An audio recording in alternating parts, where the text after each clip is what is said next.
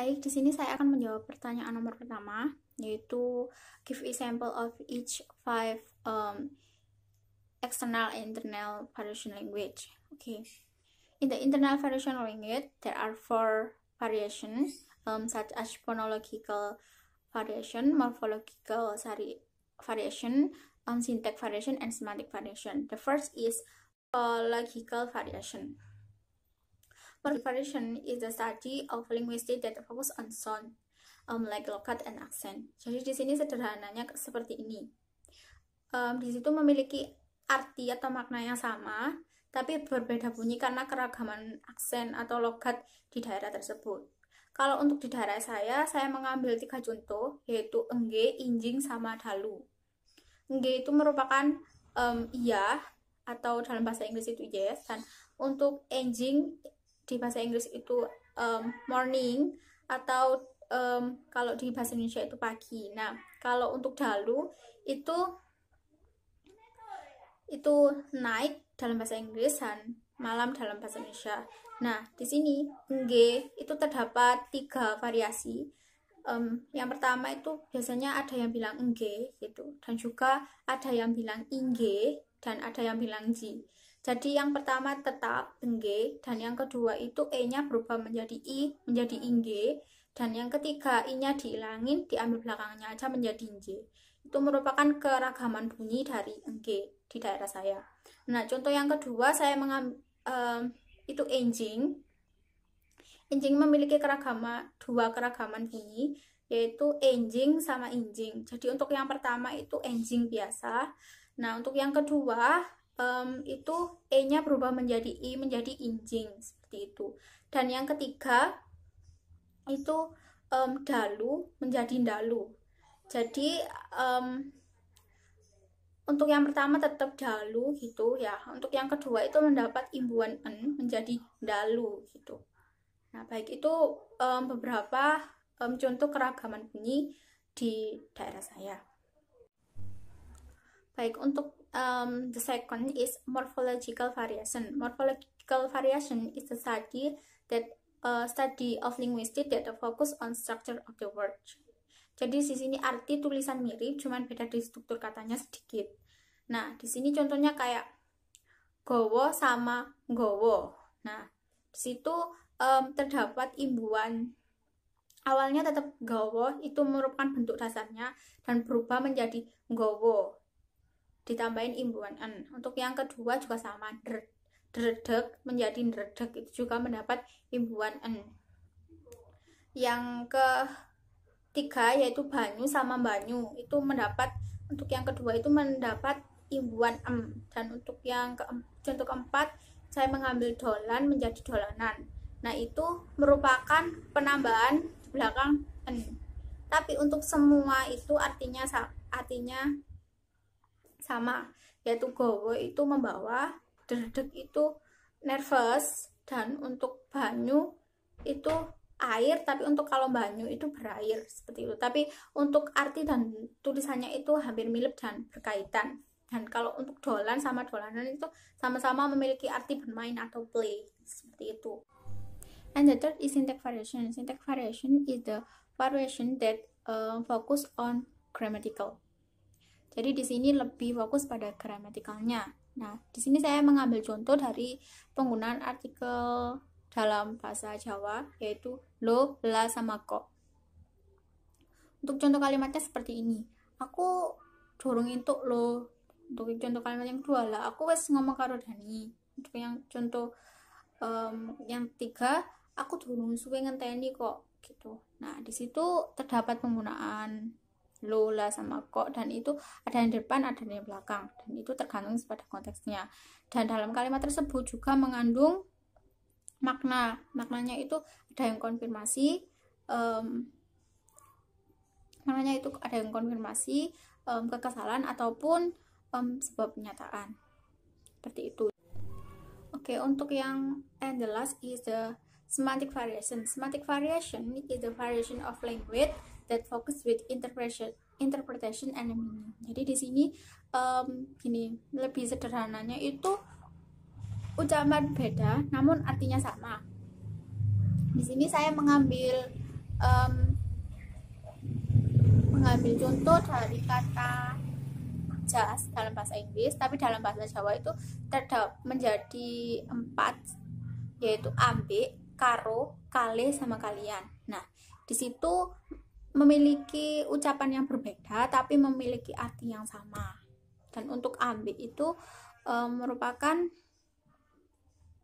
bahasa yang paling kasar, dan kalian itu merupakan bahasa yang paling halus dalam bahasa Jawa.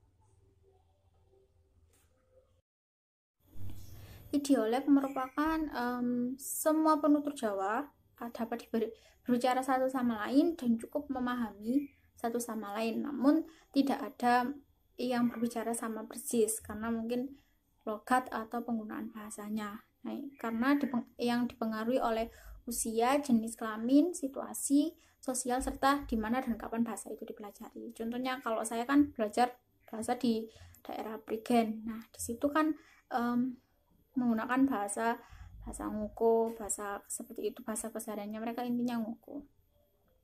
Nah, ketika saya bertemu dengan orang mungkin dari Malang, and then untuk yang kedua dialek.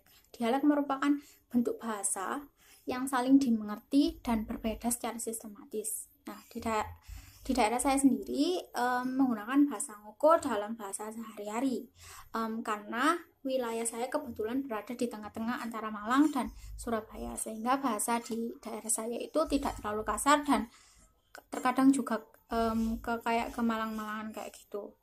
Nah, sehingga sehingga ketika saya bertemu orang Malang, saya juga bisa berkomunikasi dengan baik dan mengerti bahasa mereka, dan ketika bertemu dengan orang Surabaya juga bisa berkomunikasi dengan baik karena memang mengerti, meskipun mungkin tidak untuk dari sistematis bahasanya itu berbeda seperti itu. And then the third is sociolek. Di Jawa sendiri bahasa Jawa memiliki 3 tingkatan, yaitu Ngoko, Madya, sama Inggil. Contohnya seperti ini. Penggunaan kata you dalam bahasa Jawa itu untuk yang Ngoko itu awakmu, and then untuk yang Madya itu sampean, untuk yang Inggil itu panjenengan, seperti itu. Untuk contoh yang kedua, saya mengambil contoh dari as you wish please. Nah, untuk yang Ngoko itu ayo, untuk yang Madya itu monggo, untuk yang Inggil itu semonggo gitu. Untuk yang contoh yang ketiga is to know and to recognize. Dalam bahasa Ngoko ero, dalam bahasa Kromadya priso, dan dalam Inggil pirso. And the last is chronolek. Chronolek sendiri itu mengacu pada variasi bahasa karena faktor waktu. Nah, di sini kalau di bahasa Jawa sendiri, khususnya untuk di wilayah saya ya, di daerah saya, itu menurut saya tidak ada variasi bahasa karena waktu. Dari dulu bahasa Kromo, Inggil, Madya, Ngoko ya tetap seperti itu. Adanya itu cuman bahasa Jawa yang, tapi ini kesalahan, bukan dari variasi bahasa, tapi ini kayak ada bahasa Jawa yang di Indo-Indonesiakan kayak gitu. Contohnya kayak kata jopokan, sebenarnya itu kata jopokan itu kan sebenarnya dari bahasa Indonesia ambilkan gitu. Kalau di bahasa Jawa sendiri kan jopokno, seperti itu, bukan jopokan kayak gitu. Yang contoh yang kedua mungkin delehkan kayak gitu, delehno gitu dalam bahasa Jawa. Mungkin nggak ada variasi bahasa karena faktor waktu, tapi adanya juga yang kayak slang kayak gitu, mungkin slang dalam bahasa Jawa ya, bahasa Jawa yang di Indonesia kan atau dicampur-campur seperti itu. Okay, I will answer about the number 2 about the bad language. In the bad language there are swearing, tabu, vulgar, blasphemy, and cursing. Kalau dalam bahasa Jawa itu ada pisuhan, kemudian penyingkatan, plesetan, wangsalan, seperti itu. Nah, untuk yang pertama, biasanya pisuhan itu berupa kayak nama hewan yang dijadikan pisuhan, dan kadang juga anggota tubuh manusia jadikan pisuhan, kadang juga keadaan jiwa seperti itu. Nah, untuk yang pertama itu saya mengambil dari contoh dari pisuhan dari nama hewan. Contohnya itu kayak jangkrik, ojo rame awakmu punah kayak gitu. Nah, kata jangkrik itu merupakan kata pisuhan dan yang kepada seseorang dalam konteks jengkel seperti itu. Nah, contoh-contoh lain itu pisuhan nama hewan itu kayak wedus, asu, sapi, munyu, terus kerik, celeng, dan sebagainya. Nah, kalau di Prigen, tingkatan yang paling kasar dari saya itu asu, anjing, dan kerik, yaitu anak anjing seperti itu. Di dalam pisuan juga terdapat pisuan yang berubah dari nama anggota tubuh manusia.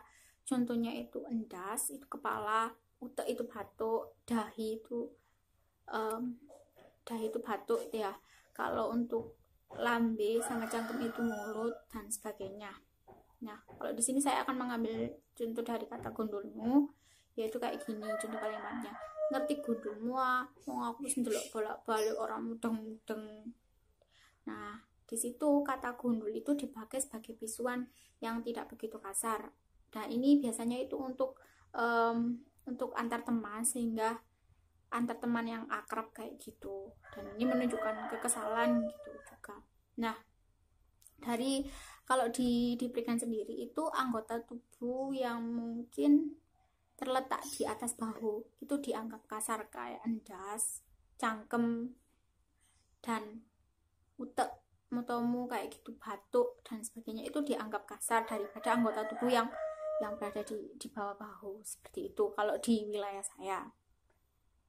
Dan kemudian itu ada juga yang menyebutkan pisuan melalui anggota keluarga, sehingga di sini tuh dianggap kayak terlalu vulgar gitu. Kalau di daerah saya itu kayak biasanya sering banget ya di jalan itu orang bilang gini, pinggir we dalane mbahmu iki nggawe karep dhewe. Nah, di situ itu kayak kasar dan juga dianggap vulgar. Kenapa? Karena dianggap vulgar dan juga tabu ya di sini. Karena keluarga bagi orang Jawa itu sangat dihormati, apalagi yang dianggap tua itu juga sangat dihormati begitu. Jadi sehingga kalau kita menyebutkan kayak dalane mbahmu di situ tuh sudah masuk ke vulgar juga dan masuk ke hal yang tabu juga seperti itu. Tentunya dalam hal kayak pisuan itu kan terdapat penghalusan pisuannya ya.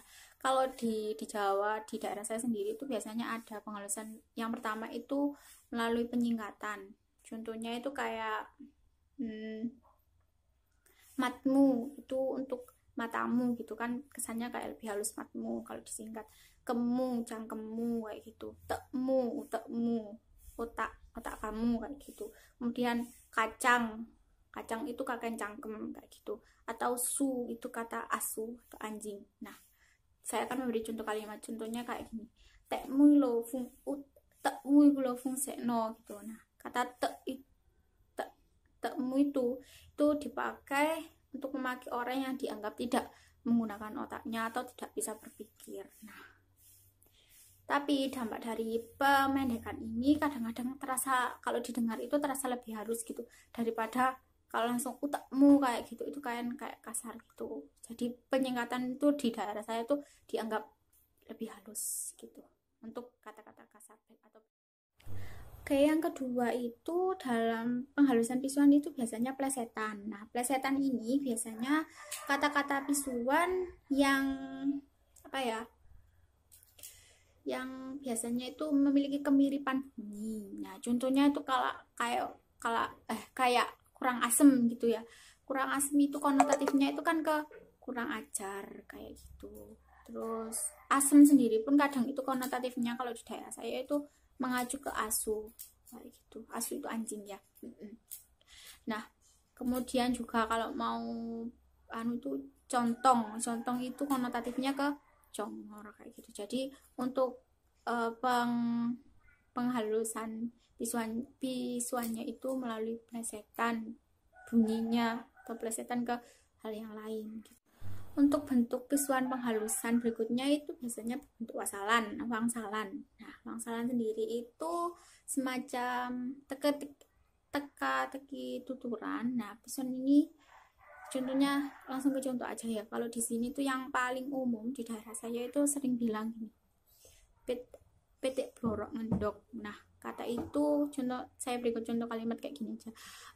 Wis ndang budal ojo njagakno petik blorok ngendok. Nah, kata petik blorok ngendok itu berarti sesuatu yang nggak pasti, sehingga bentuk seperti ini dalam bahasa Jawa itu disebut wangsalan.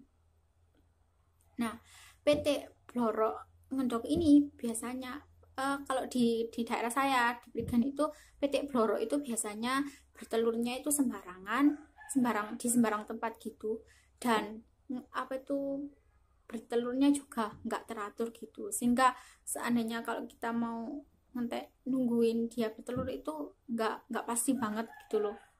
Nah, wangsalan ini tidak dianggap tidak kasar ya, termasuk ke penghalusan, karena kadang-kadang lawan tuturnya itu tidak tahu artinya. Kalau mungkin di daerah lain itu kalau saya bilang kayak petik blorok ngendok itu mungkin nggak ngerti, jadi bisa dipakai untuk penghalusan visual seperti itu.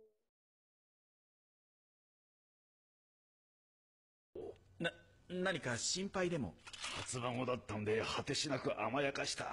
しまいには俺の掛け事まで覚えて、それをも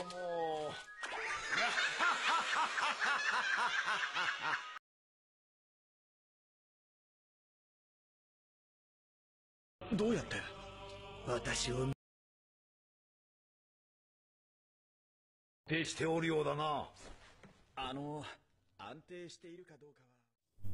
Oke, selanjutnya saya akan menjawab. I will answer about the question number 4. It is about an analysis debate, and I choose the first link. It's about the debate between President Trump and President Biden. Oke. Nah, dalam analisis tersebut saya mendapat beberapa polanya strategi. Yang pertama itu dari perkataan Trump seperti ini, "My I respond to that." Nah, hal itu termasuk merupakan positive politeness strategi, karena di sini dia meminimalisir pelanggaran dari fast listening and positif, yaitu menyinggung. Agar dia tidak menyinggung, makanya dia, bolehkah saya merespon hal tersebut? Jadi dia minta izin dulu. Nah, itu termasuk ke dalam positive politeness strategi. Nah, untuk contoh yang kedua, saya mau ambil dari perkataan Walker di sini seperti ini. "President Trump, I would like to follow up your comments, and you talk about therapy. You also said a vaccine is coming within a week, and is that a quarantine?" Nah, di situ juga terdapat kata yang awal itu seperti ini, President Trump. Nah, itu juga termasuk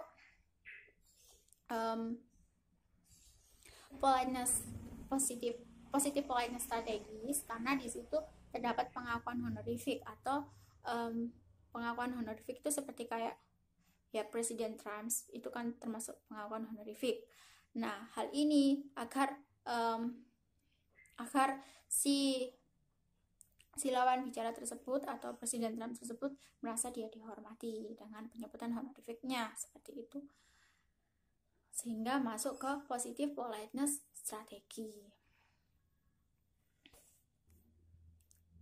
Untuk contoh yang nomor 3, untuk contoh selanjutnya, yaitu saya mengambil dari perkataan Walker seperti ini, "Former Vice President, how would you lead the country of this crisis?" gitu. Nah, itu juga termasuk positive politeness strategi, karena juga termasuk pada pengakuan honorific dari former Vice President tersebut. Nah, untuk selanjutnya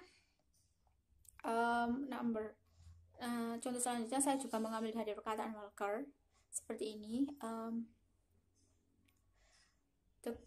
Please be specific. How would you like to let the coming during the next stage of coronavirus? Nah, di sini juga termasuk ke dalam negative politeness strategies. Kenapa? Karena di sini itu ada kata perintah. Akan tetapi kata perintah tersebut kan be spesifik itu kan merupakan kata perintah. Nah, tapi bisa diminimalisir dengan kata please. Sehingga hal ini masuk ke dalam negative politeness strategi seperti itu. Oke, and the last number di sini saya juga mengambil perkataan dari Walker, yaitu Vice President Biden, your reaction if a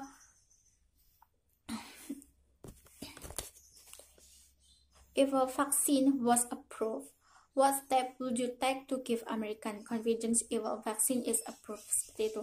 Nah, ini juga termasuk ke dalam positive politeness karena Vice President Biden. Nah, di sini terdapat pengakuan honorific seperti itu. Okay, and the next number 8, it is about communities member attitude toward their own language. Jadi di sini itu bagaimana orang-orang atau masyarakat sini menyikapi bahasa Jawa sendiri. Menurut saya di sini itu bahasa Jawa itu dianggap sebagai sebuah kesopanan ya, karena ketika kita menggunakan bahasa Jawa itu di sini maka dia itu akan dihormati. Jadi bahasa Jawa masih sangat dianggap penting dan perlu dilestarikan. Nah, and the next is number 9, it is amount and quality of dokumentasi. Nah, untuk di daerah saya sendiri itu sudah ada sebuah komunitas. Nah, itu komunitasnya itu mengenai komunitas bahasa Jawa. Nah, itu biasanya melestarikan atau menggunakan bahasa Jawa ketika mereka berkomunitas, dan itu juga ada YouTube channelnya, sehingga di situ dapat dijadikan sebagai dokumentasi untuk masa depan. Jadi ada di situ lingkungannya ketika menggunakan ngevlog itu pakai bahasa Jawa, kromo alus seperti itu. Nah, itu bisa dijadikan untuk dokumentasi untuk masa depan, sehingga ketika mungkin bahasa kromo alus sudah tidak digunakan lagi, dokumentasi itu masih tetap ada seperti itu. Dan di era sekarang juga banyak sekali menggunakan sosial media, dan itu menggunakan orang-orang daerah sini menggunakan bahasa Jawa dalam kayak vlog itu.